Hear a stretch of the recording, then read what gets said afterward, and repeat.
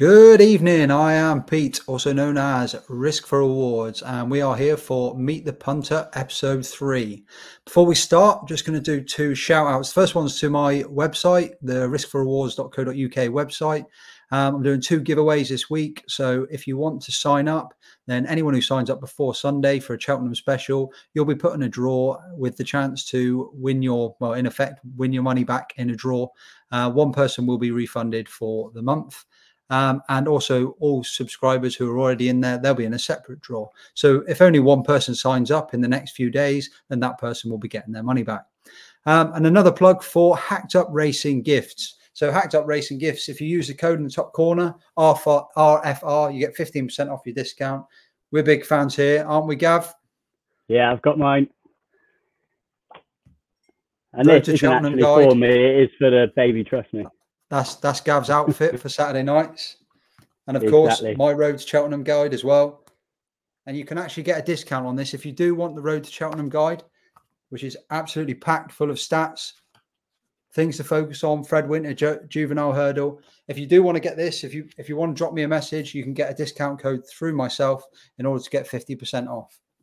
So that is Hacked Up Racing Gifts. And obviously it's coming up to Christmas time. So treat the loved ones, especially with Galopin Deschamps gear, because obviously he's going to win Gold Cup again. But yeah, get involved. So, as I still haven't even introduced him, this is Racing Gav. Welcome, Gav. Yeah, thanks for having me on. Yeah, no problem. So how are you, mate? How's your punting been? How's your week? Yeah, it's been good. It was a very good weekend. So I had a couple of nice price winners. I had a 10-1 on the Saturday and a 20-1 on the Sunday, so it doesn't get much better than that. Quiet start to the week, and obviously no jumps racing today. So just had the sort of day off, but keen to get back to it with Cheltenham this weekend.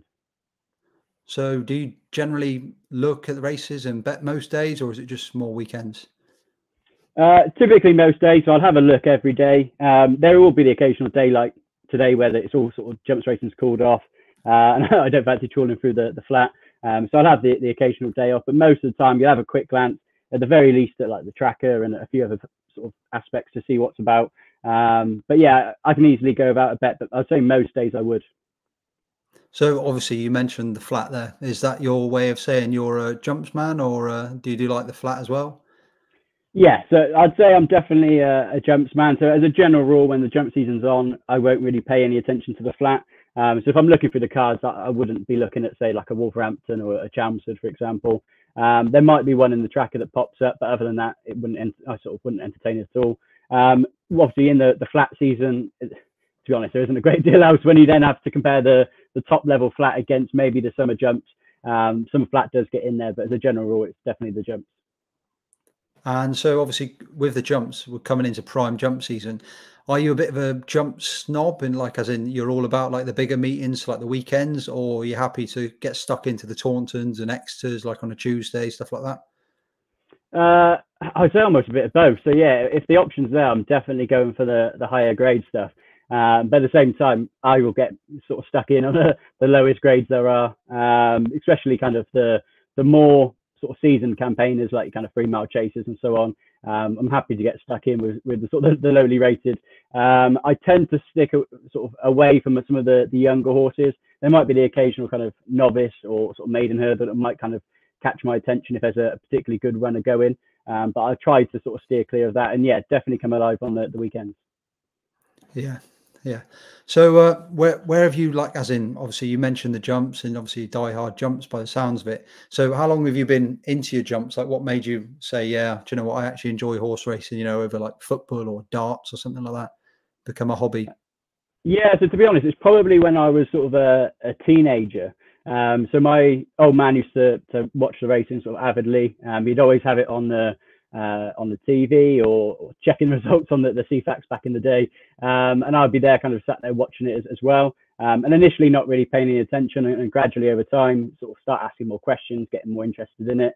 And it was probably, there's one day I remember in particular when I was probably, I think about 15, where he took me to Hereford at the local race course, saw like a jumps meeting there. And it just kind of gradually wound up from there, really. Obviously, in those days, it was like he gives me like a pound or two kind of sort of pocket money per race, and you go and put the bet on for me. And then obviously once you turn kind of 18, you kind of freely into that world, aren't you? So yeah, it's sort of, I would say 14, 15, it probably started to take kind of a bigger interest and kind of flew from 18 plus. Yeah. So obviously you mentioned Hereford there. I'm guessing that's so it being your local track. Is that one of your favourite tracks, or is that just your local track?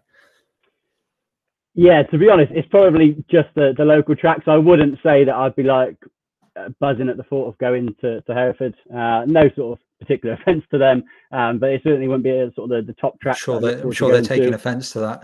Yeah, I'm sure they are. But yeah, it's one of those that you kind of slag it off, and then when it sort of disappeared for a while, you kind of wanted it back, and when it come back, went to the meeting and sort of loved it, because it quite literally is a few miles down the road from me, so it's perfect. But yeah, in terms of like favourite tracks, I wouldn't say it's up there. So where is your more favourite track? Where do you like to Um, go? so Cheltenham would be the obvious answer. Outside of that, Worcester probably for actually kind of like a day's races. I think it's just usually a good atmosphere at Worcester. The track, you can kind of, when you stood up in the stands, you can see the whole track, which you don't get that sort of luxury at all of them. So I quite like that. It's a huge run in, so you get a good chance to celebrate if you're on the winner all the way up the run in.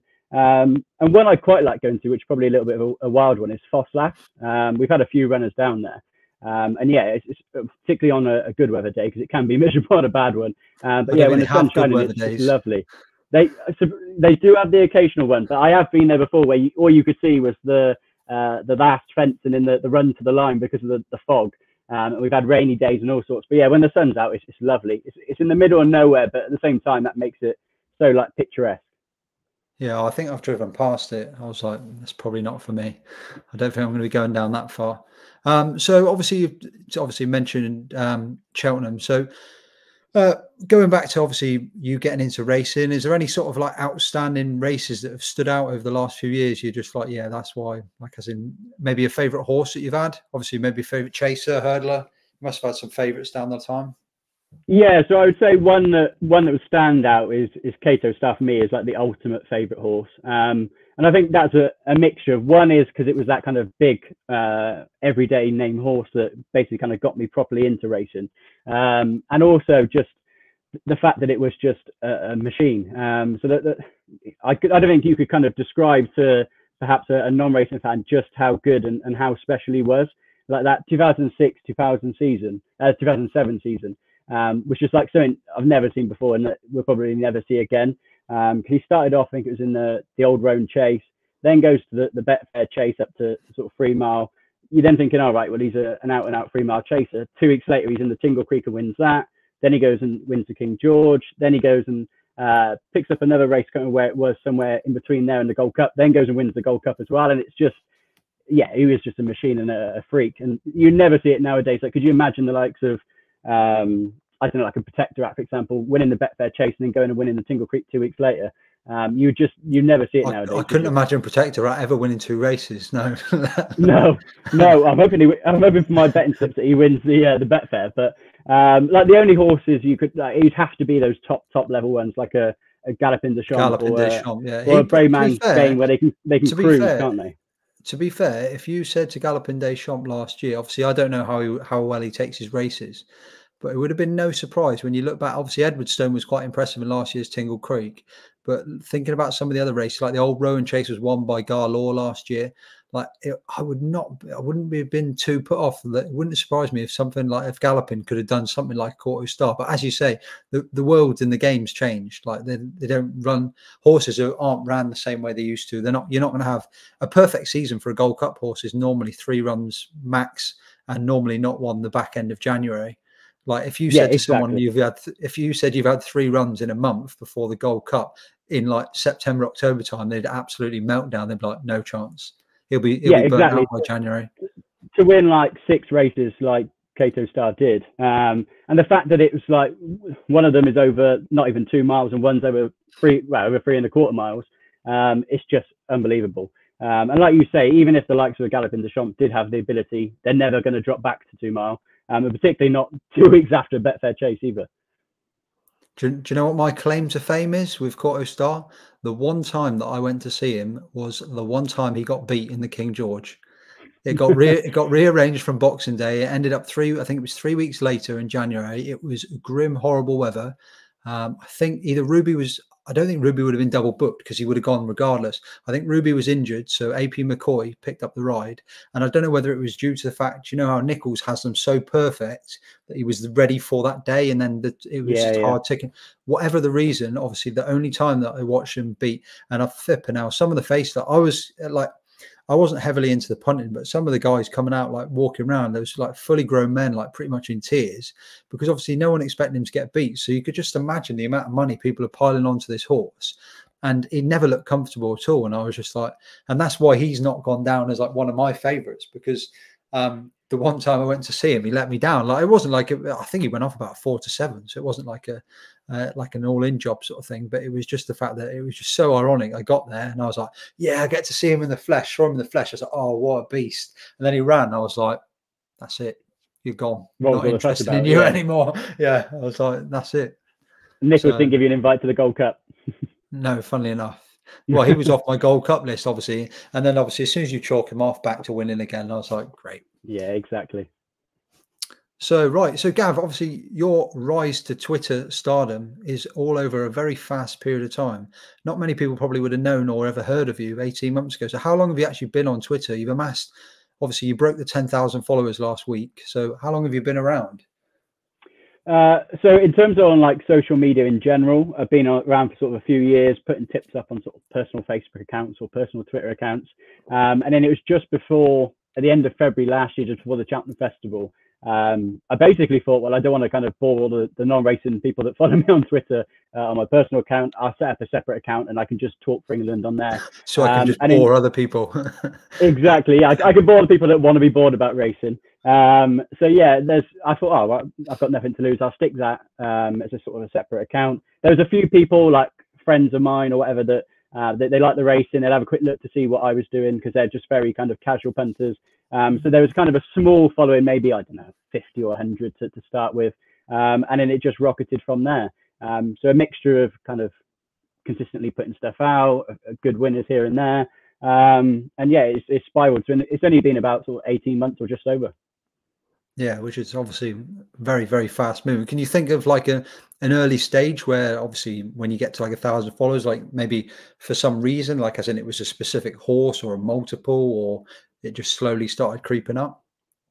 Yeah, so there's a few winners, few sort of consistent winners. It probably got me from that kind of 50 or 100 up to, I don't know, 700-800 perhaps. And then to be honest, it rocketed from there. So I think there was one bet in particular. Right, so I'm not having like any kind of advised bets today, but there's 3 horses at nice price. I think they're all about sort of 14 to 1, 12 to 1. I'm just going to chuck a sort of an each way Trixie on. I think it's like a 10 or a 20 quid spend. And I said I wouldn't put anyone off doing the same. And then it was 2 winners and a second, I think it was. So it returned, I spent like 300-400 quid. It wasn't kind of astronomical money, but I think it was the fact that it was 3 sort of big priced horses all on the same day running a massive race. And that just propelled me from maybe sort of 700-800 up to maybe sort of 2,000 a couple of hours later. And I woke up in the morning, it was like 3,000 or 4,000.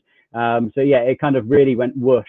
And then it's been similar since, really, where you kind of have those spells where it's continuously ticking up slowly. But you just have those particular moments where it's a big price winner or whatever it might be. And all of a sudden it rockets.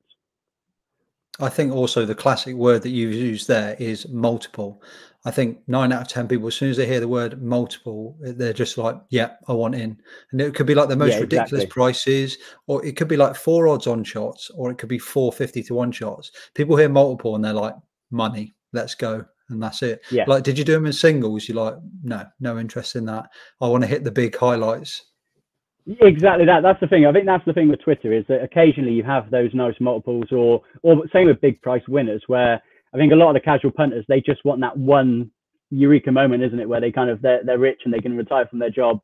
And obviously the majority of us know it's very unrealistic, yeah. But they see someone like Gav doesn't mean that. He means it's just round the corner. You're waiting for it. Exactly, yeah. But yeah, I think people just kind of latch on, don't they? They're like, oh, well, he nearly had that moment, so he's going to do it again. Between you and I know, to be honest, if someone's had a really nice day like that, it's probably best to give them a wide berth because it comes and goes, doesn't it? But I think they want to be on that next winner or that next big multiple, don't they? Yeah, definitely. So obviously you just mentioned obviously multiples, and you're talking big prices. So there's quite a wide variety of people on Twitter. Some play at the short end, some play at the big end, some do a bit of both. What is your sort of modus operandi? Do you aim for? Are you playing short end? Do you mix and match, or what's your general? Say you're putting up, I don't know, 3 or 4 bets for Cheltenham on Friday. What are you looking for? Are you looking for certain prices, or you're happy to go anywhere? Within reason, I'm happy to go anywhere. I think a lot of it sounds a very cheesy answer, but trying to find value. And ultimately, you can find that at either end of the market. So as a general rule, I'm trying to look for those like 10 to 1 or 20 to 1 horses that should be 4 or 5 to 1. But at the same time, if there's one that's 2 to 1 that should be 4 to 5, then I'm more than happy to get stuck in. To be honest, the one thing I tend to swerve away from as a general rule is like the odds on horses, or at least very odds on. Just because I struggle to justify the value in it, really. It doesn't matter how good a horse is. If you say 2 to 7, it just gets unbackable for me. Whereas, yeah, maybe something like 4 to 5, 4 to 6 is probably the most that I would typically go. But it just depends on the horse. Yeah, no, that makes sense.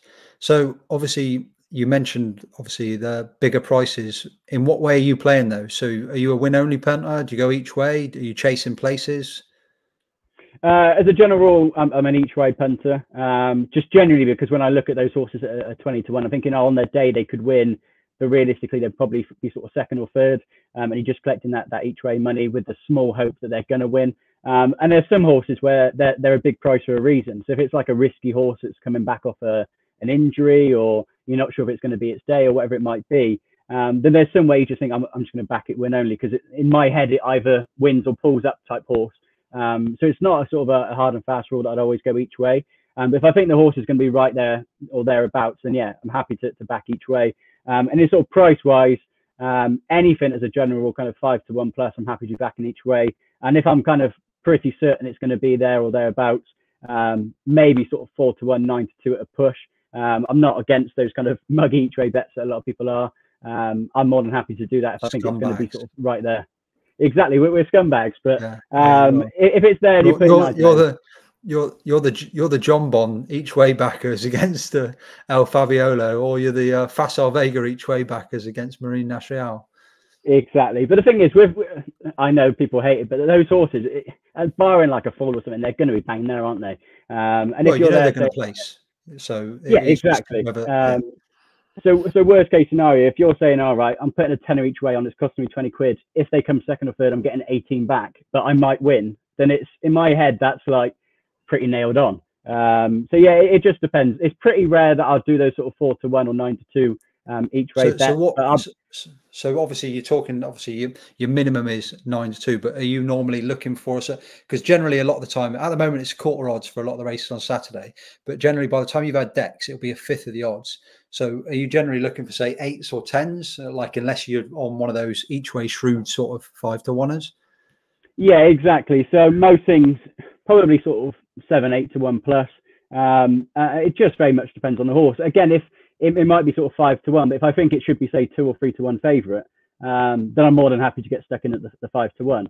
So yeah, I try and look at it kind of completely objectively for each horse. So yeah, I wouldn't be against any style of bet, to be honest. And like most people would kind of see it as a massive contradiction, but I say that I try to avoid those sort of short price favourites or odds on. And then the other week I had those 4 in a multiple where they were all sort of muggy prices. But at the same time, I looked at those and I thought these should be like 1 to 3 shots, 2 to 7, and they were all like 4 to 6 or 8 to 11 or whatever it might be. And again, it's horrific prices, but at the same time, I think there's a lot of value in those prices. So yeah, it purely just depends on the horses. Yeah, no, that makes sense. So, right, let's just put this into like a figurative example. So, Paddy Power at the moment has got 17 runners. So, you can get caught the odds over those up to 1 to 4 places.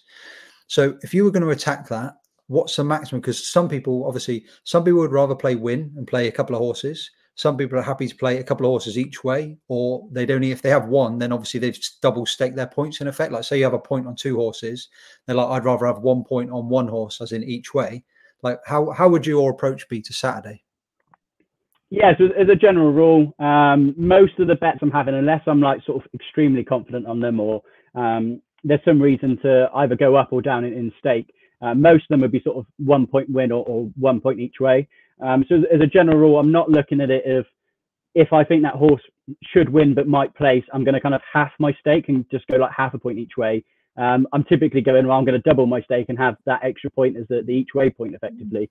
It's only really if it's more of a riskier bet and I'm kind of a little bit hesitant, then I'd go down to say half a point each way.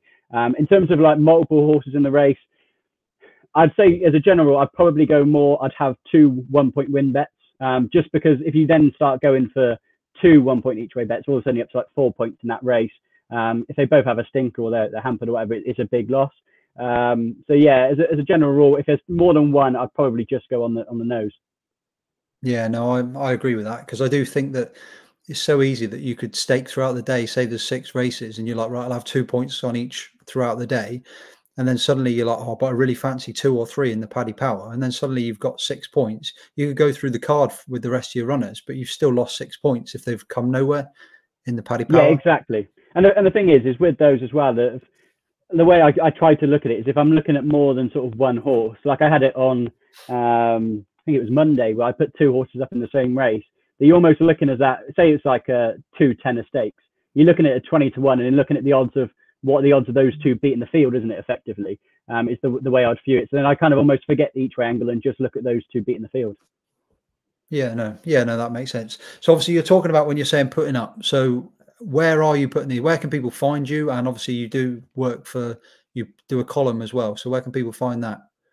Yeah, so typically all of my tips just go directly onto Twitter under the racing handle and the racing handle Racing Gav that's on the screen. 2 days a week, typically, I do a column for Easy Odds. So that will just be a case of I'm tweeting out the link to them and they just host it on their website. For bigger stuff like the festivals, usually I do sort of daily coverage for them. But the vast majority of my tips will just be straight direct onto Twitter. Yeah, no, that makes sense. Right then, so let's go on to a bit of the old betting side of things. So give us one of your, like, what month are we in? So we're in November. So what about in the last, like, say 12 months? It can be on the flat or it could have been jumps last season away from Cheltenham. What sort of like big winner, whether it's obviously a lot of money or a satisfying winner you've had, like as in from an anti-post perspective or on the day? But I mean, you had 20 to 1 and 10 to 1, so I'm not counting those. But like as in one that, you know, like where you're waiting for a few months thinking, yeah, this is going to win and you got a good return off it. I'm trying to think what I had. So yeah, the obvious one would be sort of the 20 to 1 on the weekend. And I kind of tried to explain that one on Twitter. I've had that one coming about. Obviously, you and I both know Joe. He did the video with Barry Connell. Right. And it was that kind of, you know, that target's there. It's a case of put him in the tracker, wait for that day.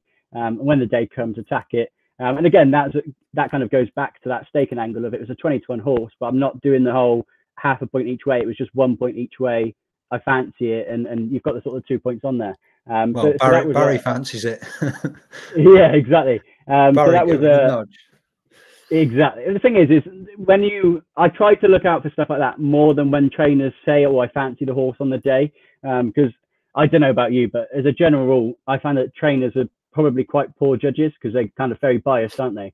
Whereas at least when you know that they're saying, "All right, like 6 months in advance, this horse wants 3 miles, or this horse wants soft ground, or this horse is going for a race on this date," that you know it's kind of, it takes the biasness out of it to a degree. It's just purely on their knowledge. So I tend to take more of a notice on that stuff than I would on some of the other stuff that they say on the day, for example, of, "Oh, I think he's got a great chance," or because I don't know about you, but when I've seen it, they seem to just think about their horse, like, whereas you and I would look through that race and try and see what else is in there. They seem to look at it more of like, this is the level of the horse, this is the mark it's running off, it should win the race without kind of any consideration against what it's up against as a general. It might be a bit of a discredit to some trainers, but that's just the way I think a lot of them work. Well, I don't know. I don't know if you've seen there was a good program through Betfair where Daryl Carter and Vanessa Ryle went to Paul Nicholls, and Paul Nicholls was showing the way. Obviously, he sits down and does his decks, and they do try to analyse it very similar to a punter, the way they look at who could be in it through the entries to where they're going to put their horses. But that kind of sums up exactly as you've just put it, in the fact that they do all of those things, but they're doing those things, picking those races, thinking my horse will win that race, like as in based on what they know of their horse's form. So if you turn around and ask a trainer on that Saturday who's put his horse in those races, he's not going to turn around, unless obviously they need the run. He's not going to turn around and be like, no, I think he's a 2.5 miler, but I put him in the 2 miler. You're like, well, because you know he's put him in there because he's obviously picked it himself, unless obviously Yeah, it's exactly. strategic and obviously they're getting a handicap mark or whatever. But yeah, no, I totally see what, especially the Racing Post columns. They're like, yeah, we fancy it tomorrow. Next one. Yeah, we fancy it tomorrow. Next one. Yeah, we fancy. Yeah, Yeah, cheers. exactly. Great insight. You do get that sometimes, and there's a few, like obviously Racing Post asks for the comments, or there's like the websites like Trainer Quotes, for example, and you do get the vibe sometimes of they're just chucking out like a quick comment of like they got a busy day going to the races or whatever it might be, on the phone, and they've got like they've got like 4 runners and 3 different race courses, and they're asking for the comment in the morning, and you do wonder sometimes. Like I said, in those scenarios, I'm almost reading comments like that of what if they're mentioning a further target, then I'm just keeping an eye on that, or if they're saying, all right, he's not for today, but he's won for say 3 miles, and that's the kind of bit I'm trying to get out of them, rather than the what do you think of your horse's chance on the day. And again, to be honest, I haven't sat down with trainers to know, but I get that vibe as well of when they look at, like, I need to watch that clip, but with Paul Nicholls, for example, is he taking kind of the literal form, or is he trying to read between the lines of what are they trying to do with the horse? Because that's half the battle, isn't it? Yeah, no, I don't. I don't. Well, I don't know, but the way he described it, it sounded like obviously he's incredibly busy. He's looking at decks every single day. He'd have other people looking as well, and so I'd imagine, like you say, they're not. He's okay. They'll look at it or think about it to an extent, but he's not going to sit there and think, oh, maybe he's trying to do that because he wants to win the Betfair Chase and do that, like the way that we'd look at something to Exactly. why are they in that race? So yeah, no, but then my personal opinion is in life that generally no one works harder towards horse racing and studying than a punter, because it's they're putting their money down, so they have to look at every single angle, whereas everyone else, obviously they're all doing it for different ways and different reasons, obviously. But the big one is, as you said, is when they've got set out targets. Like a prime one again that obviously we both loved last year was Paul Nicholls setting out the King George pretty much a year before for Brave Man's Game. There was no, oh, he might go here. He literally crossed the line, the Quarto Star. This target will be King George next year. There was no talk of Cheltenham, nothing else. It will be the King George. And that's when you know you can get your money down, because that is the be all and end all for that horse. Yeah, exactly. And the thing is that kind of proves my point of what I was trying to get at with, if you look at, say, Nichols's blog then on the day of the Charlie Hall, if you're just a casual punter and you're not looking at kind of the bigger picture, it might be a bad example. He may well have said it's a prep for the King George, but quite often you see there of, oh yeah, it's his first run out, but he's fit enough to do himself justice, or something along those lines. And it'll give like punters hope. But then, like, if you're looking at the bigger picture, everyone knows that he doesn't really care about the Charlie Hall to a degree. Like, he would like to win it, but they're not going to bust the horse's gut to try and win it. It's going to be a case of they're firmly focused on that King George, aren't they? So that's the kind of thing that I try to. You're trying to decipher what the actual kind of the understory is really, rather than what they're saying. Yeah, that's kind of the reason why I started writing and tweeting and putting selections up as well, because for that exact reason, because there's a lot of keen punters out there that either they won't have the time because obviously you've got busy days in work or whatever, or they may not have the knowledge because they might be new to the game or for whatever reason. And for that exact reason, because you can sit and watch ITV, you can watch 3 presenters saying he might need it a little bit, but he's definitely probably going to win. And then you'll watch the trainer saying he's definitely fit enough for today, but he'll come on for the run. And then you'll see the price and you'll think, oh, that's a great price for a horse. And you'll look at the numbers. And if you're like, obviously, if you're into your racing, but you don't know like the in-betweens, the ins and outs, you'll look at the racing. And the prime one, again, going back to the Charlie Halls, if you just look at the pounds and the weights, you're like, well, he's rated this amount, he's rated that amount, they're racing off this, he's only giving that. They'd be like, this horse has got to win. Like, as in, if you just gave someone to it with no other facilities and said, tell me who the winner is of this race, they're all pretty much fit, then you'd be like, well, that's a no-brainer. But for the exact reason you've just said, that's why I started, because I wanted to just try and thread those gaps to stop people obviously losing, not so much even losing your money, but trying to be ahead after the race. So like if you had one, obviously people would be like, that was brilliant, but the King George price might have evaporated, and so people can be ahead then. Yeah, exactly. And like probably the best example I can give you of that is, I don't know if you saw the race, but we had a runner, Copper Coin at Kempton. When you look at that race, and there was, firstly, there's kind of the bigger reading between the lines, but also that the market was telling you exactly what was going to happen in that race. So there was 4 horses that were there to win and 3 horses that weren't, effectively. So you had Soaring Glory that was coming off the back of surgery. There was Langadan that was coming off the back of surgery. And there was Kitty Light having to run over hurdles. Exactly, yeah. So like that's the sort of stuff that like the more kind of seasoned punter would know of, like Langadan's a spring horse. But like even away from that, it was off the back of surgery. So you got 2 off the back of surgery and 1 that's having a hurdles run before going chasing. They all drifted like a barge. So you're like, well, that's 3 of them out of the race. It's effectively a 4-horse race. But if you were just like a sort of a very casual punter, you picked up sort of the racing post you're looking through, then it's going to say, all right, well, Langer Dan won the big handicap at Cheltenham. Soaring Glory won a Betfair hurdle. Kitty's Light is a Scottish national winner. And you're thinking, oh my God, they're like, these are amazing horses. They've got but strong they're never going to chances. win. Yeah, they're never going to win that first day out, are they? And the market said it. Those that are reading between the lines could see it from a mile away. So it's that kind of thing of you're trying to read between the lines rather than actually read the form, isn't it? Yeah, definitely. Right then, so let's get on to some good hard truths, mate. So what I mean is I want some brutal horses of your honesty of like, there are a lot of big talking horses. There's a lot of big names going into Cheltenham. So I want a horse from you, or even 2 if you've got 2, that'd be brilliant. 2 horses that you think are not up to maybe up to their price or however you want to play it. Basically horses that you don't think are as good as everyone else thinks. Like as in they might be a favourite for a Cheltenham race, or they could be a horse that everyone's talking about all the time on Twitter. So one or 2 of these big high profile horses that you think are overhyped and are not going to be to the level people are expecting. I'm going to piss a lot of people off with this one because I was thinking about this sort of thing earlier. And one that is going to come back and bite me on the ass. I just know it, but I just can't get behind Shishkin. I don't know. That's going to upset a lot of Shishkin lovers. And to be fair, I absolutely love the horse. But there's just been a couple of flops with him. They've entered a go up in trip. You're thinking that the Ryanair was there for him. He kind of bottled that. His poor jump in and he doesn't get up.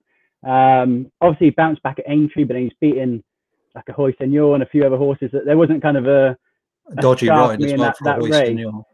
Yeah, exactly. And there's question marks about that. And the more you kind of try and pick apart what he's done in the last year or two, it becomes quite easy to pick it apart. And when I'm looking at the races, I'm just thinking, right, well, he's going to go Betfair Chase. He's probably not going to be revved up. Protectorate is going to be like tuned to the second. So in my head, Protectorate will beat him.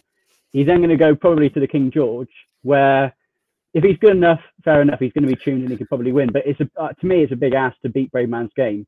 And when Brave Man's Game's done it before, there's question marks about Shishkin. He's probably going there off the back of losing in the Betfair Chase. Is he going to be too short of a price to what he probably should be? And then ultimately, after that, then he's going to the Gold Cup, all being well.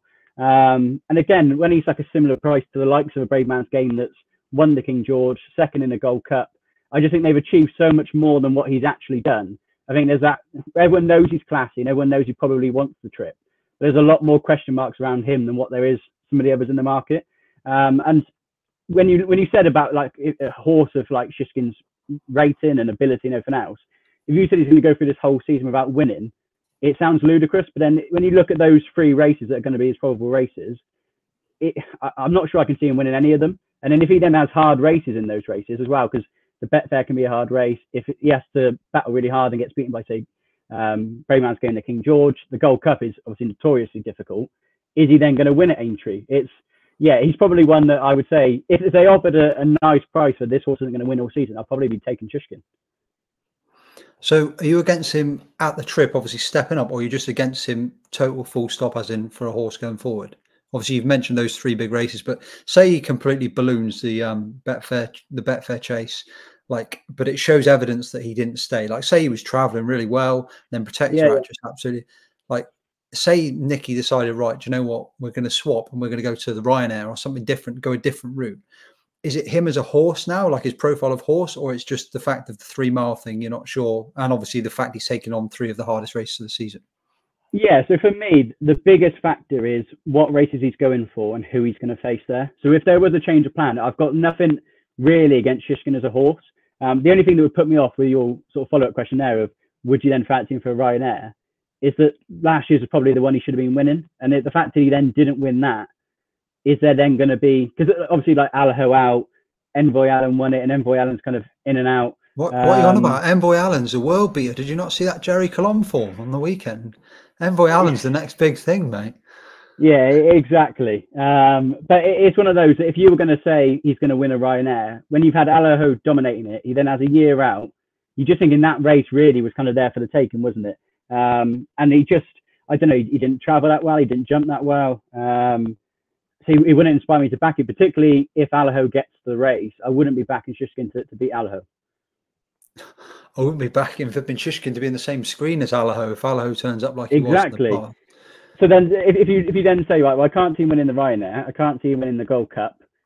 He's going to have to be good to beat a fully tuned Brave Man's Game in the King George.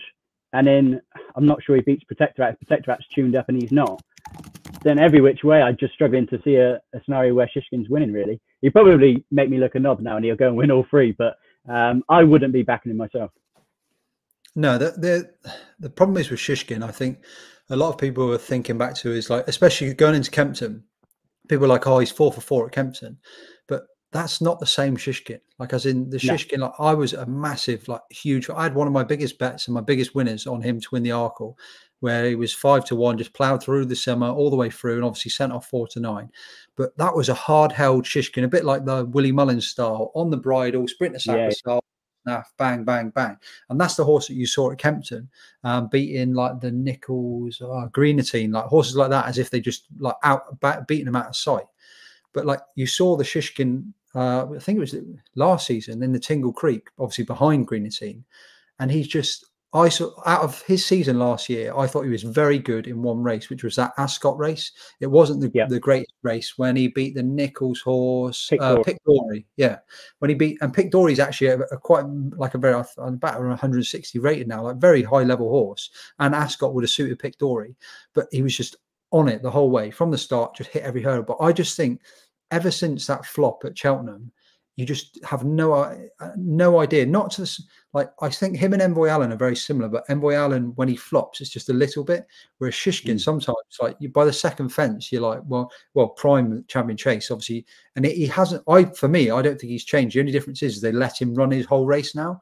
It's like he'll still be there because he's such a classy horse, but he just doesn't travel with that same thing. He doesn't have the jumping exuberance. It's like you took me to the doldrums that time against Energamine, and now he's too scared. He just doesn't. He doesn't want it.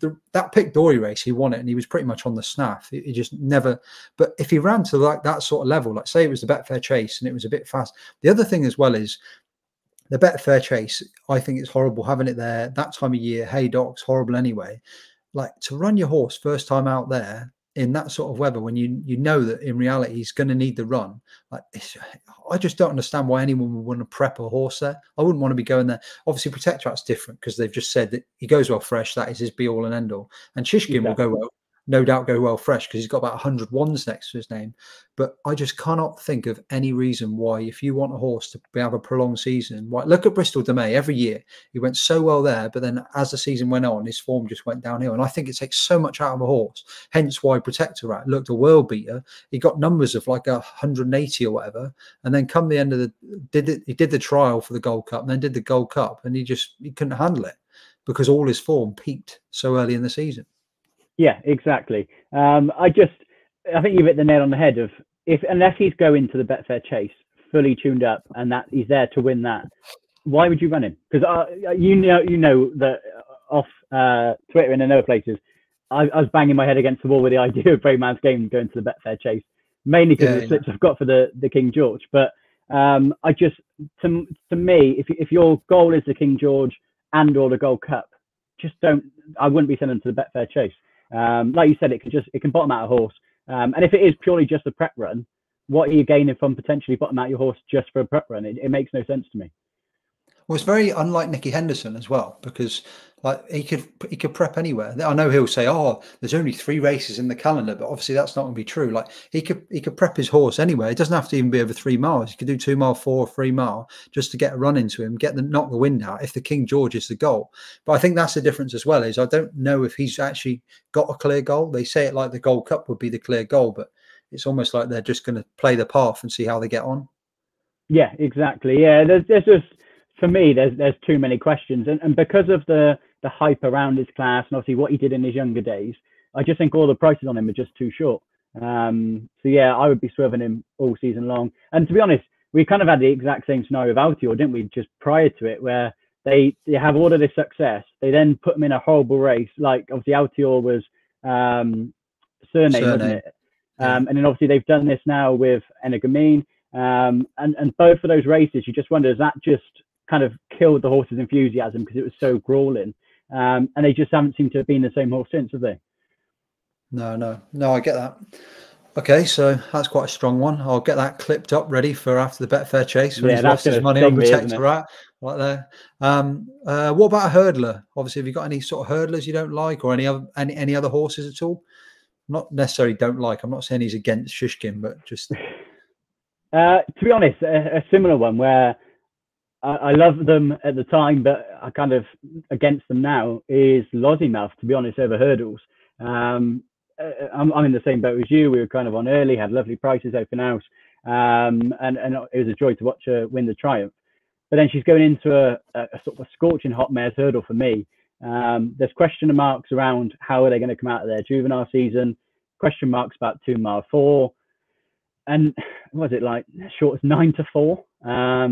To me, it just, don't get me it's wrong, she could. but it's more price though, isn't it? Like as in if she was sat there at 8 or 9-1, you'd be Oh, like, you know 100%. what? Yeah, Yeah. you could, but like that sort of price is just absolute. Like you literally, if someone said to you the race was tomorrow, you just lay it because there's so many Yeah. horses running for you. But obviously, a lot will change.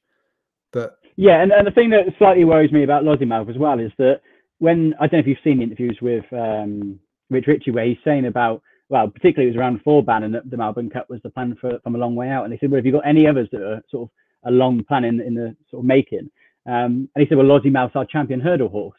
And it's like, well, if they're thinking that she's a proper 2 miler and she's going to win a champion hurdle, then is she going to want 2 mile 4 for the mares this year? Do you mean to me, it just doesn't add up. You can't have it every which way.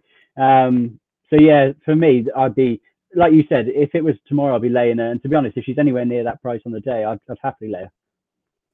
yeah, no, I think Willie's. It's almost like crack 2-year-olds on the flat, like where they're really hard pushed and they get the job done and they are brilliant. And he's mentioned numerous times that quite a lot of his juveniles he's not going to rush, so he's going to let them find their feet, and you won't see him till after Christmas, which indicates to me that this is almost like a transition year where they're almost having a year to grow up and then see what comes about for. So, like as in, she may well pick up a mare's hurdle as and be of that class anyway, but like say she comes out in January, that means the most she's going to have is maybe 1, possibly 2 runs. When she was quite well raced, I think she'd had 3 runs by Christmas. So I think he's letting them. I think as well with Vauban, he was learning last year with the champion hurdle side.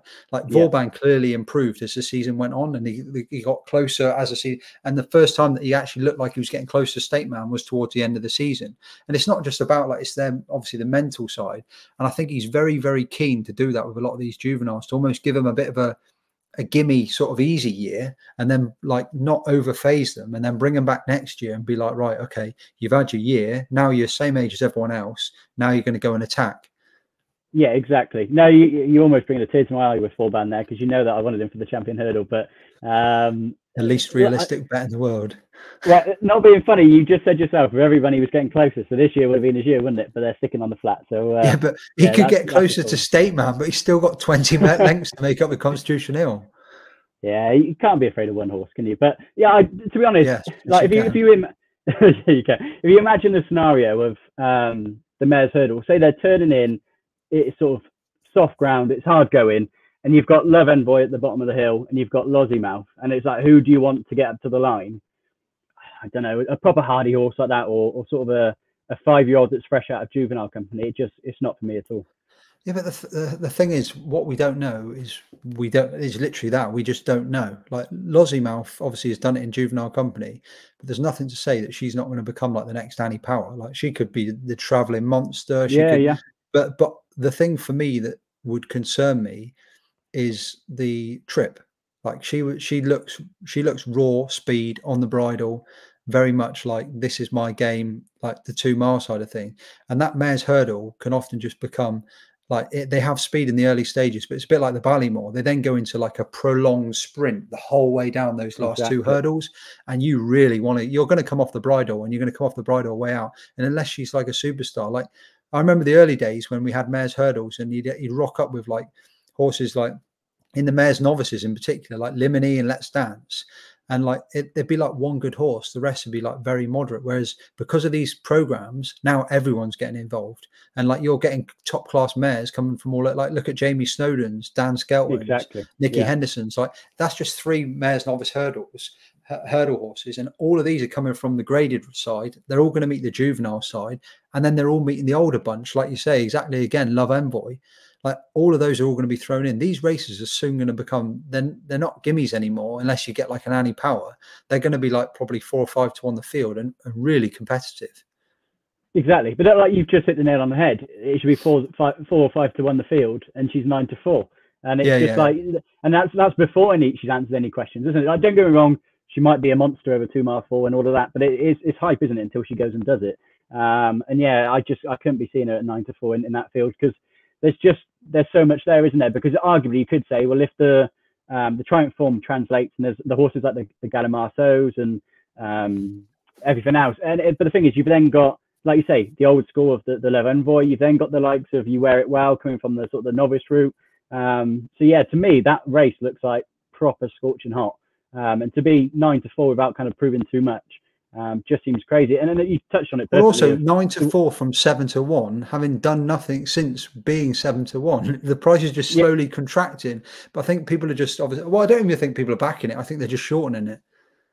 The thing is, I think they know that there's going to be a few punters out there will just see the owner, the trainer, and the horse won last year. Well, and also everyone lived through it last year. We all saw how good she was last year.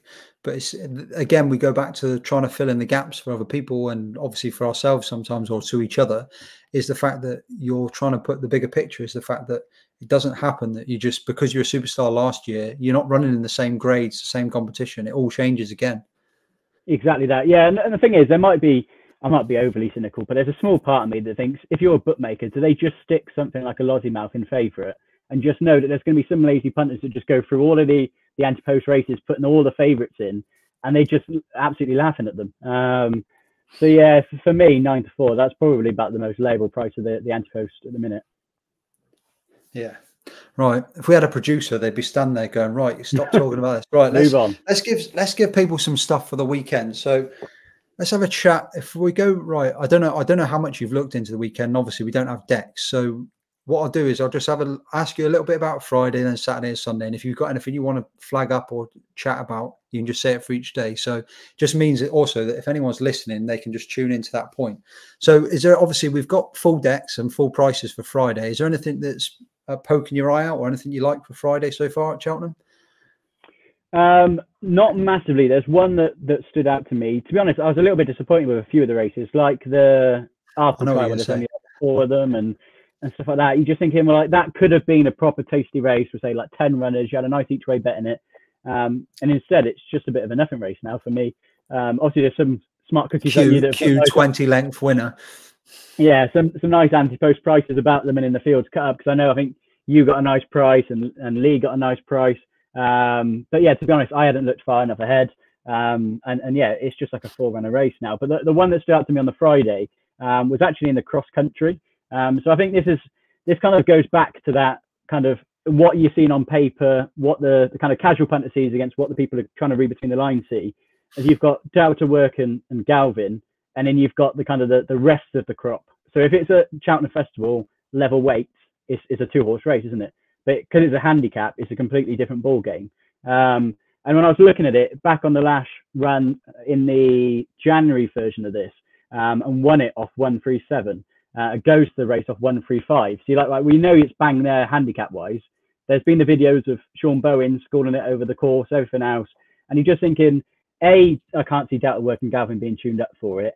B, if they were, it's going to be more ground favoured for Doubt Work. But again, was Doubt Work winning these races at this time last year? No, it's all about that sort of one big day, isn't it? And then the thing with Galvin is a lot of people will latch on to that. Oh, there's a £7 claim that's going to make the difference, but I can't see Galvin wanting the soft ground. So to me, say that though, but Galvin, both of them, it was like bottomless last year in the cross country. So I don't think the ground's too much of an issue for Galvin now. I wouldn't say it's on more the kind of the issue side. It's more a case of if it was good ground, I'd be all over. Oh, you mean in favour? Galvin. Yeah, more. Yeah, it's kind of, it's not what he wants. He's good. He's classy enough to go on it. But if you said to them, what would you want for Galvin? Your prime conditions. Yeah. Yeah. Then you would be like, well, definitely. Whereas Doubt Work wants it like that. They wants it soft. So yeah, I just think with those handicaps, if you're ever going to beat those big guns, that's the time of year, isn't it? Like I remember Michael Scudamore had like Kingswell Theatre, for example, where if you then stick them off level weights at the festival, they're not even Yeah, on the they're telly, being are out of they? sight. No. Exactly. So yeah, for me, Back on the Lash, I think it was like 6 or 7 to 1, three Yeah, he's places, split of the odds. For me, that's a cracking bet. Because yeah. yeah, I think on the weights alone, it's a massive ask for the top two. But the fact of like, are they going to be tuned up, or is it just a bit of a schooling session ahead of the festival? Yeah, Back on the Lash looks a cracking bet to me. He's actually, I was looking at this race earlier. So back at my shortlist was Back on the Lash and Galvin. You can also get Galvin without, just because of £7 claim as well. And I just thought he was 7 to 2 and Delta Work was like something like 7 to 4. And the weights, I think Galvin gives Delta Work £1, but obviously you get the claim. So it's a £6 swing for last year. Delta Works had a ride, had a race already. Galvin hasn't. Galvin's record fresh is like literally like 1-1-1. But you get the soft concerns and you get the fact they got 12 stone. So the bet for me personally, we haven't got any rain forecasts at the moment. The better the ground, the better, like you've said there, Galvin's chance gets, because 100%, as yeah. well, but because they've both got to carry such a big weight as well. But the one that again that stood out was exactly as you've mentioned. Not only is the fact that they've gone down in the weights, Delta Work's gone up in the weights, and that was the race that he beat. I'm sure that was the race he beat Delta Work in last year. So there is a lot of form lines in there. But like you say, again, it's trying to look at the bigger picture, because the front two, but then again, we say this, and then on Friday, the front two will go 20 lengths clear again, even with the weight. Yeah, I don't know. At one point it wouldn't surprise me, but it's like the rational part of my brain just says those two aren't going to do anything like they did at the festival. And the thing is if you've got a horse like Galvin and you're looking at that and saying what are your big targets, it's the festival and then probably the national. So are they going to have him tuned up to slog it out tomorrow? No, well, Friday, isn't it? No, but I get that. But at the same time, this was my other logical thinking, was the fact that in reality, these horses don't have targets anymore. Like, so even winning the November Cheltenham Festival, that really, like, apart from March, like he's already said that they're going to have at least these two and potentially conflated 3-prong in that March. So they're going to win it with one of them. So in reality, I would be surprised if, I don't know which it'll be, but I'd be surprised if at least one of them isn't tuned up to go. It doesn't mean that obviously they'll still get the better of the weights, but I would say that, because a bit like the Gold Cup horses, it wouldn't surprise me if he's had this as like an early season aim, then he backs off them a bit, and then maybe March is an aim as well. Because at the end of the day, these horses are so old that really, what are they going to, they might come, one of them or both of them might come over for the January one again. But in reality, they don't really have much else that they're going for. Like, the last time Galvin was like running in, dipping in and out, wasn't he? He was like, I think Galvin was running in, he was running in the grade ones this time last year, and then ended up in the cross country. Yeah, but Jerry Colombo did the same when he gets beaten at Christmas. I can hear Lee shouting at the telly as he's watching this. Don't you select Jerry, my boy.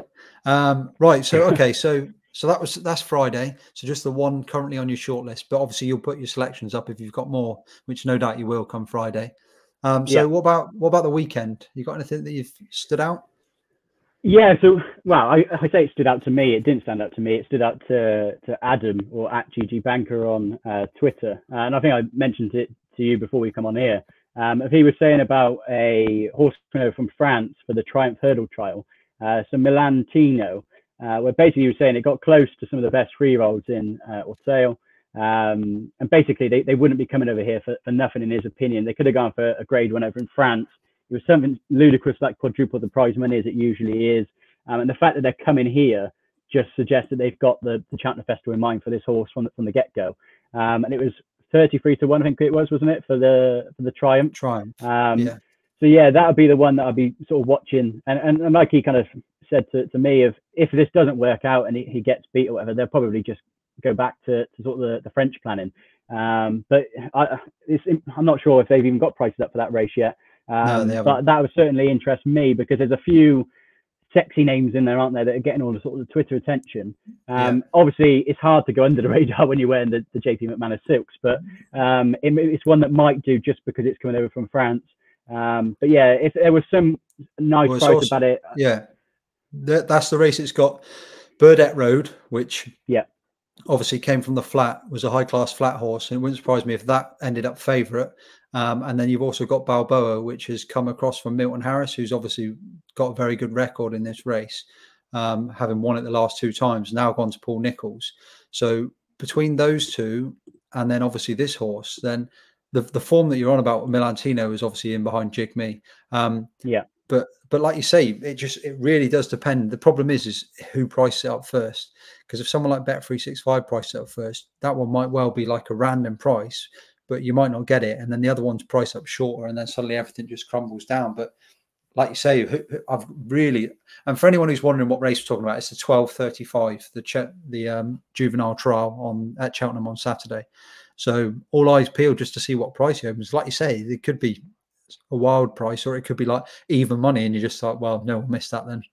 Yeah, the thing is, if it comes up so not even money, then yeah, I'm happy just to watch it. And I'm hoping that like you say, there's Balboa in there, there's that Burnett Road in there. If everyone gets sort of attracted to those bookies included, and then all of a sudden your third favourite, you're probably looking at maybe like a 5-1 or something like that, and all of a sudden then you're getting into that sort of each way territory, and you just get stuck in.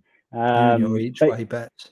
I know you love them, but then again, it's those little things like the William Hill specials, for example, that they might unknowingly kind of not know what the French form looks like or what the kind of the target is, and if it is the fact that the French form stacks up and that is the target, all of a sudden, if it's say 5-1 to win on Saturday and 33-1 to win on the actual Triumph itself, you're looking at proper over 100 prices for the special, aren't you? Yeah, exactly. Yeah. And all of a sudden, then you win the Triumph trial. What price are you going to be for the Triumph? It'd be like in it, say like 10-1 favourite or something. Yeah, exactly. So, yeah, because we haven't had anything yet. No, exactly. So that could be the sort of the major play and the one I'll be watching on the Saturday.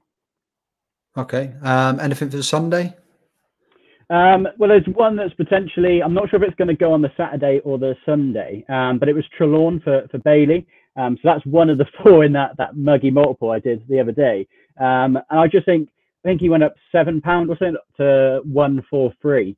And I just thought there could be plenty more to come from him, especially on soft ground like it is currently. If it went more sort of good to soft, I'd be slightly concerned. But yeah, if it's soft ground, I'd be happy with him in either race. So one is the 2 mile 4. I believe it's a handicap chase, and the other one is a 3 mile novices chase. So yeah, either way, I'd be pretty interested in him, but largely around the soft ground. The 3 mile race is the 145 on Saturday for anyone looking, and then the handicap's a Sunday. I did have a look actually before we came on here. Not that you'd mentioned it or anything. I was just looking through that race. I checked the decks just to see if he was pre-jocked up or anything, but he's not currently. No, because I think that race you really you'd love to attack, because I mean, Mr. Coffee sat at the front of a novice chase as a favourite. You're like, no, mate. So I could see why. Yeah, exactly. I might be. So have you got any preference over Trip, or just more the fat soft ground and you were impressed last time? Yeah, so the biggest thing for me would be the soft ground. I think he's a proper soft ground horse. I imagine the reason they've got those two is, well, A, is to look to see which one's the weaker option probably. And B, if it did start to dry out and went more good to soft, they probably think, all right, well, we'll go more up in Trip and go for the 3 mile race. But like I think with the 3 mile novice race, obviously they're off level weights. And I'm pretty sure he was there or thereabouts to being sort of top rated, and he was about 7-1. Yeah, on numbers, he's 7-1, and he's rated 143, which he is the top rated horse in the race. Yeah, Mr. Coffee's 142, who will probably come second again. Good Risk at All's probably more likely to go to the 2 mile 4, and then you've got Alaphilippe, who's 138, and then Broadway Boy, and we've been all been caught at 137 and lower. So yeah, no, very well handicapped. Yeah, exactly. Very well handicapped, very highly rated. Well, in the weights, isn't it? Because they're all off level weights. He's got the highest rating, and he's 7-1. The only one that would worry me a little bit is that Broadway Boy, because I do like that horse. But the rest of them, yeah, I wouldn't be too fussed about them. Particularly, like you say, Mr. Coffee. I'd happily take on that horse every day of the week. But yeah, for me, he would be the kind of the standout. I think ultimately he's going to be a 3 mile chaser in time. But if it was very soft, I'm happy with a 2 mile 4. If it was kind of good to soft, more on the softer side, I'll probably still be happy with that 3 mile, because he's got the step up in Trip. If it was going more on the sort of the nicer side, he might be one to miss. So yeah, largely ground dependent, but anything that's towards the soft side, I'd definitely be interested in him. Yeah, no, that makes sense.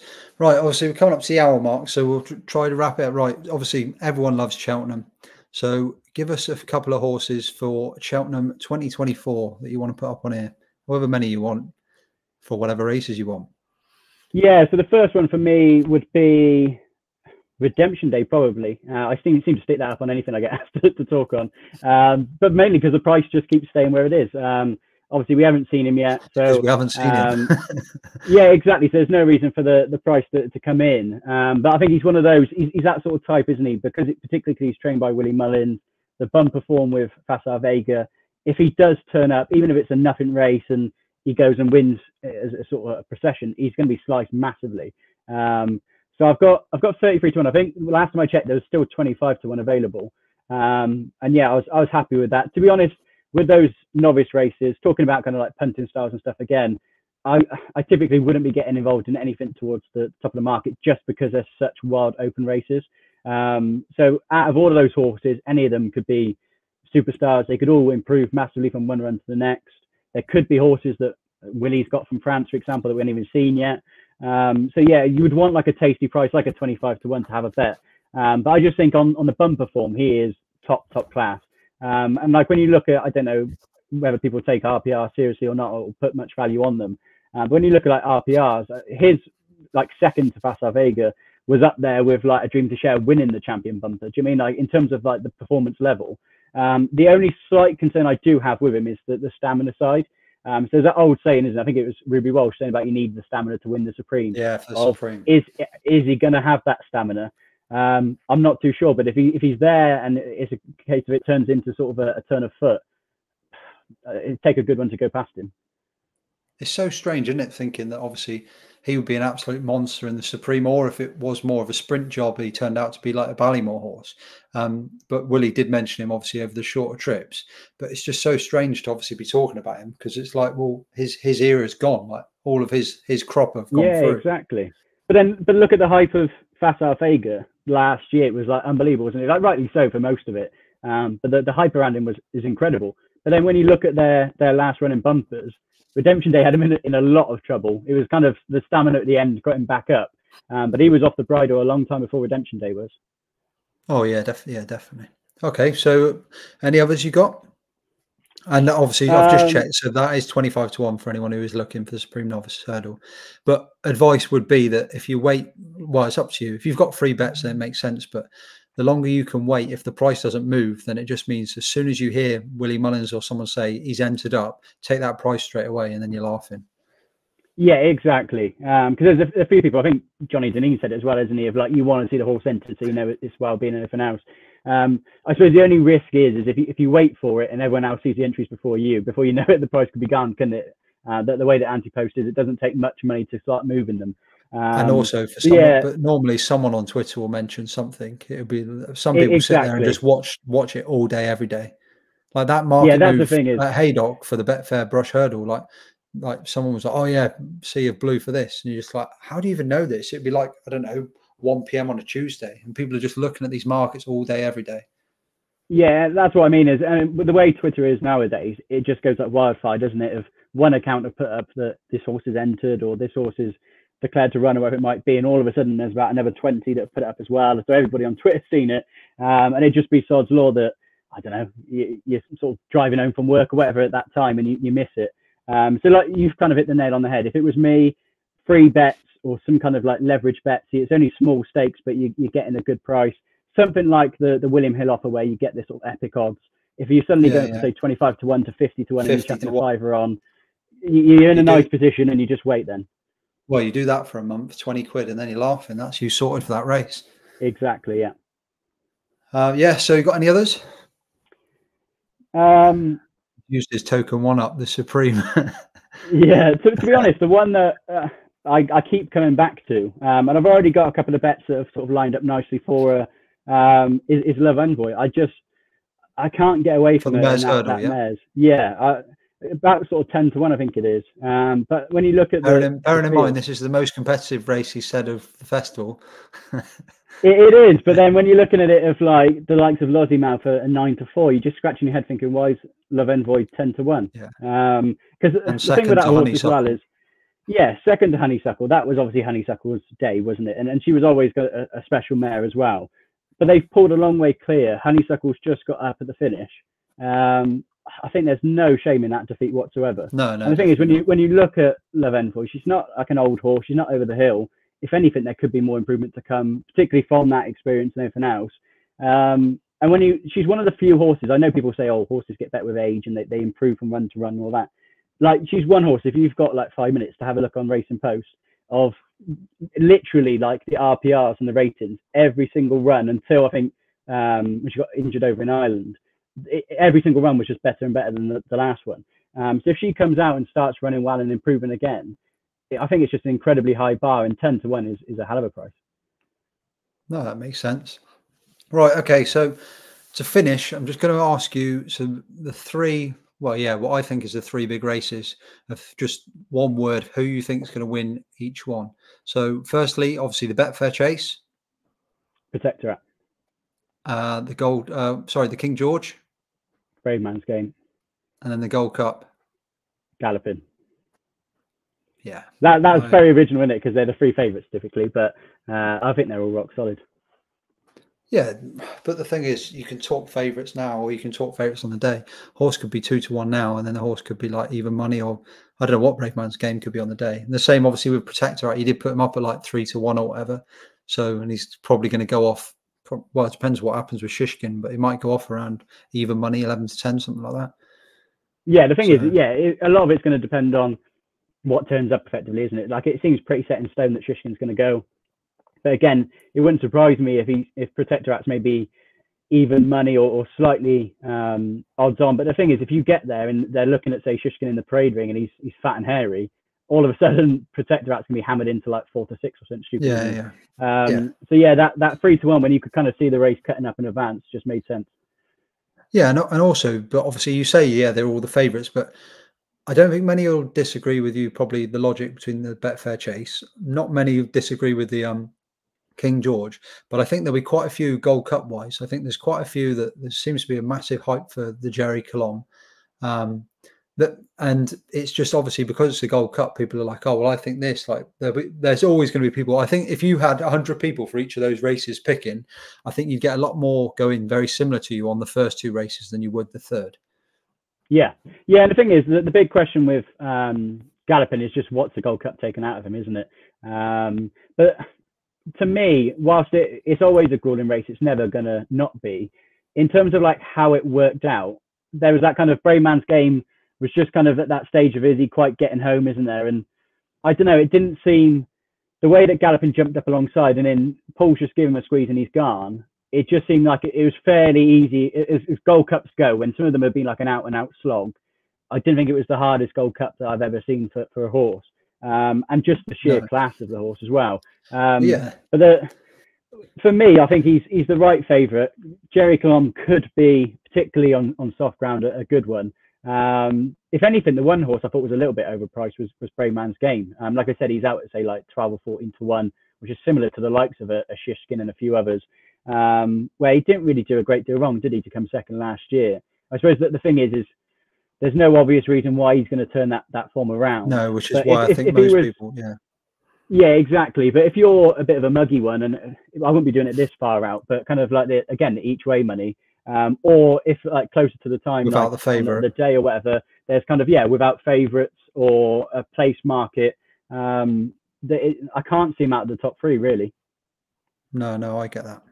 Right. Anyway, Gav, so we will wrap up. So just a reminder. So where can people find all your stuff and all your content for day to day? Yeah, so all of my stuff day to day would be at Racing Gav on Twitter. Occasionally, so a couple of times a week, and for the festivals, my tips will actually be over on Easy Odds, albeit that will be on my sort of pin tweet on my Twitter anyway. So those are the two key places. Perfect. Well, thank you very much for tonight, mate. All the best with your bets on the weekend, and look forward to speaking to you again soon, mate. Yeah, thank you for having me on. It's been a pleasure. No problem.